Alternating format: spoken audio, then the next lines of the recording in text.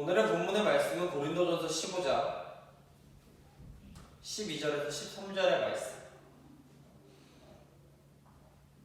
고린도전서 15장 12절에서 13절의 말씀. 제가 가진 성경으로 신약 282페이지에 있습니다. 고린도전서 15장 12절에서 13절의 말씀. 제가 받들어 봉독합니다. 그리스도께서 죽은 자 가운데서 다시 살아나셨다 전파되었거늘 너희 중에서 어떤 사람들은 어찌하여 죽은 자 가운데서 부활이 없다 하느냐. 만일 죽은 자의 부활이 없으면 그리스도도 다시 살아나지 못하셨으리라. 아멘.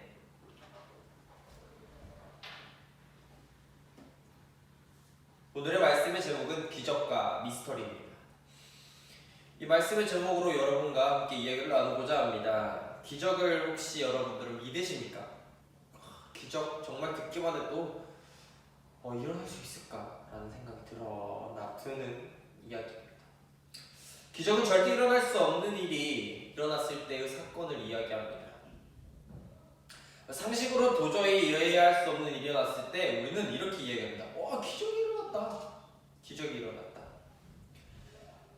기적을 다루고 있는 영화들이 하도 많은데요. 그 중에 한 영화를 소개하려고 합니다. 허드슨 강의 기적이라는, 즉 설리 허드슨 강의 기적이라는 영화를 혹시 여러분은 보신 적이 있습니까? 2016년 9월에 개봉했던 이 영화로는 톰 행크스의 주연으로 실제 이야기를 다루고 있는 영화로서 매우 유명한 영화입니다. 저도 아직 보지는 못했지만 많은 사람들이 보았고 꽤 유명한 영화로 알고 있습니다. 정식 명칭은 US 에어웨이즈 1549 편의 불시착 사건으로 알려져 있습니다. 통칭 허드슨 강의 기적이라고 불리는 이 항공사고는 2009년 1월 15일에 뉴욕에서 출발하여서요, 노스캐롤라이나 샬럿으로 향하던 US 에어웨이즈 1549 편 에어버스 A320 항공편이 버드 스트라이크라는, 즉 그 엔진에 새가 들어가서 엔진이 전원 멈추는 사건을 통해서요, 허드슨 강에 불시착했던 이야기를 다루고 있습니다. 기장과 부기장은 엔진이 망가진 비행기를 글라이더처럼 활용하여 강에 착수시켰고 150명의 승객이 전원 사망하지 않고 살았다라는, 그래서 허드슨 강이라고 불리는 매우 기적과 같은 이례적인 사건을 이야기하고 있습니다. 에어 캐나다 143편의 불시착과 비슷한 경우로서요, 글라이더 방식을 사용하여 활공을 하였다라는 점, 아에로 플러스 네버강 불시착 사건처럼 수면 위에 비상 착륙하였다라는 사건, 더불어 숙련된 조종사들이 순간 대처 능력을 잘 보여주어서 매우 좋은 사례로 알려져 있는 이 사건은 다음과 같이 이야기합니다. 정말 기적이다. 이러한 상황이 기적과 같은 상황 아니겠습니까? 한 번은 일어날 수 있어도 다시 똑같은 상황이 닥친다면 모두가 생존할 것이라는 보장이 없는 매우 끔찍하고도 다행인 사건을 다루고 있는 이야기입니다. 이러한 이야기를 보면서 우리는 기적과 같은 이야기라고 말을 하고, 평생에 다시 볼 수 없는 일, 절대 일어날 수 없는 일이라 생각하면서 우리는 기적이라고 이야기합니다.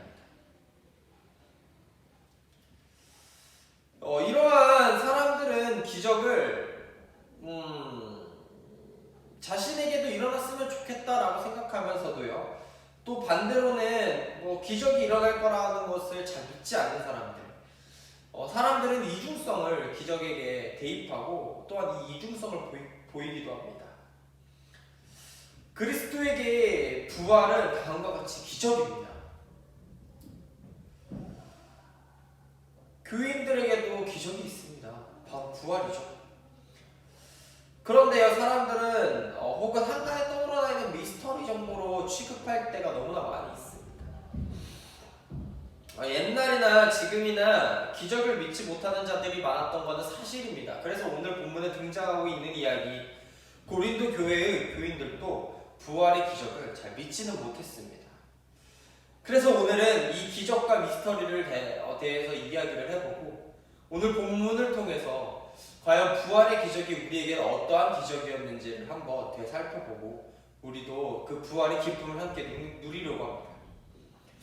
본문의 앞절인 1절과 11절에서는요 그리스도교의 복음이 핵심이 무엇이냐면 그리스도의 부활과 그 역사적 확실성에 대해서 바울이 이야기하고 있다는 점을 볼 수 있고요. 오늘의 말씀으로부터 19절까지는요 그리스도의 부활이 죽은 자의 부활을 입증하는 것이며 그리스도교 신앙과 선교의 근거가 된다는 점을 부각하고 있는 내용입니다. 이러한 새로운 내용을 고린도 교인들에게 전했음에도 불구하고 다음과 같은 반응을 보입니다. 죽은 자의 부활은 없다라고 말이죠.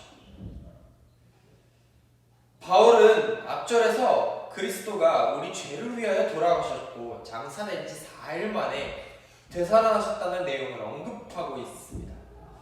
이 사실이 복음이며 이 내용을 고린도 교회의 교인들에게 전파했습니다.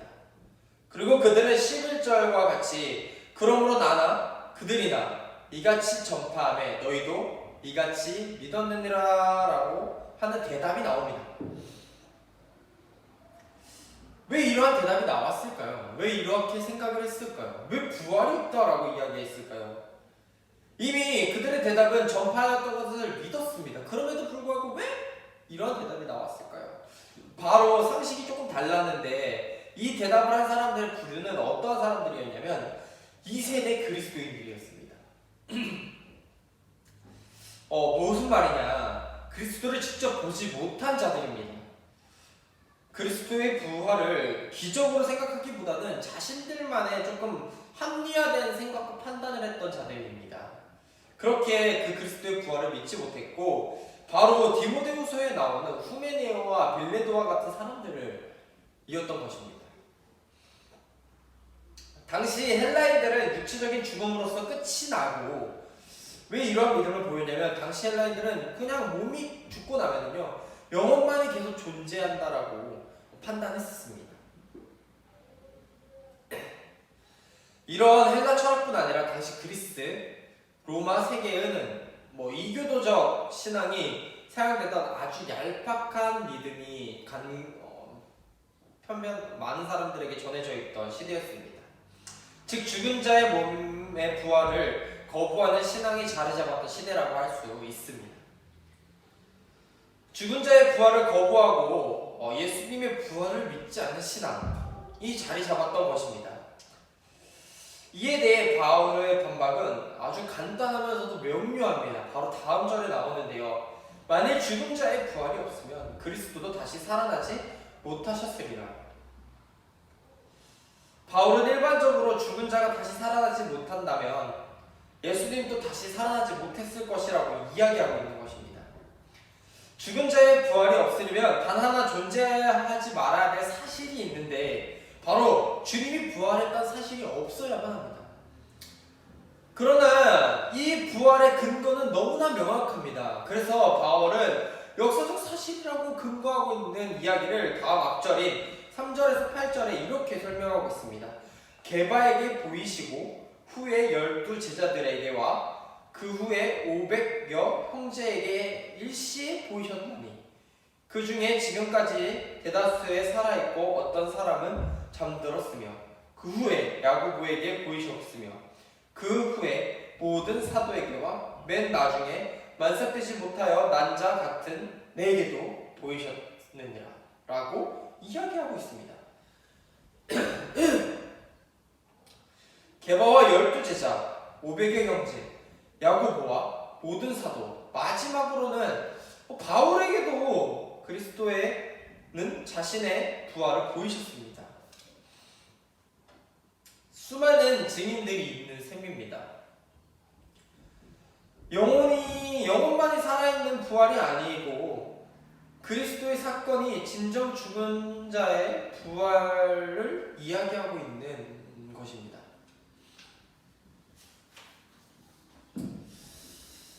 기적과 미스테리의 차이를 여러분은 아십니까? 기적은 상식으로 이야기할 수 있는 기이한 일을 이야기하고 있습니다. 비슷한 말로는 이적, 즉 기이한 흔적입니다. 미스터리는 도저히 설명하거나 이해할 수 없는 이상한 사건입니다. 비슷한 말로는 추리, 즉 알고 있는 것을 바탕으로 알지 못하는 것을 미루어 생각하는 것입니다.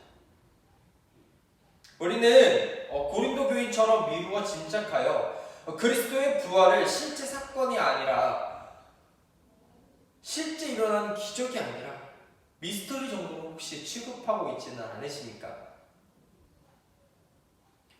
알고 있는 것을 대충 추리해서 주님의 부활을 생각하지는 마십시오.